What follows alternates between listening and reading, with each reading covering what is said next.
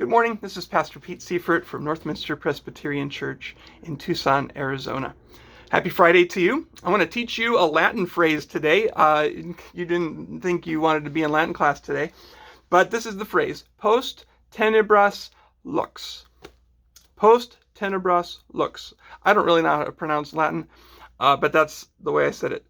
Now, some of these words you might know. Post.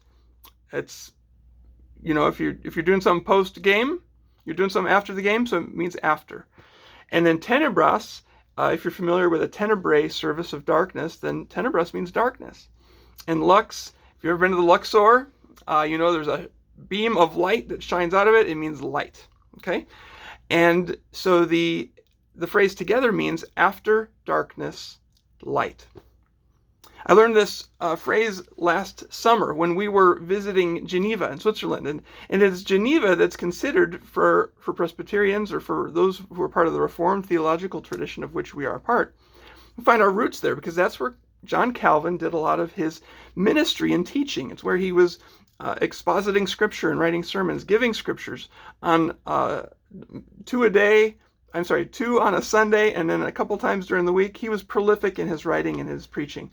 And it is here, these two photos here are of St. Pierre in Geneva, where Calvin was. And then this one here is the Reformation Wall, which was built as a remembrance wall there in Geneva in their role of leading and being a part of the Reformation so many years ago, over 500 years ago. Now, why am I talking about the Reformation? Well, it's because on this weekend, we celebrate Reformation Sunday, and it's because this time of year, we remember Martin Luther, who was the German priest who became then a Lutheran minister, who nailed his protestations on the door of the Wittenberg church. And that was his desire, was to reform and to change, because he was reading the Bible again.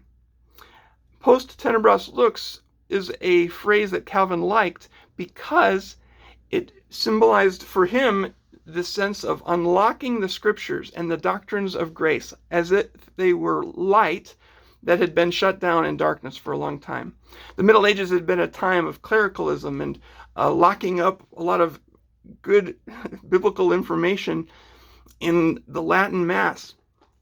And so the protesters were wanting to unburden that for the people and to bring it out into the light.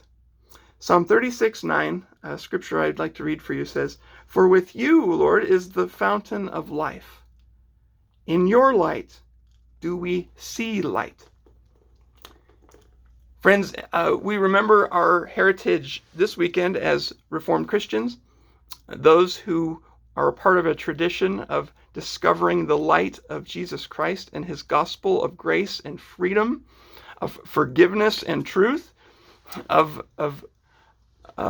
living life not for ourselves but for others.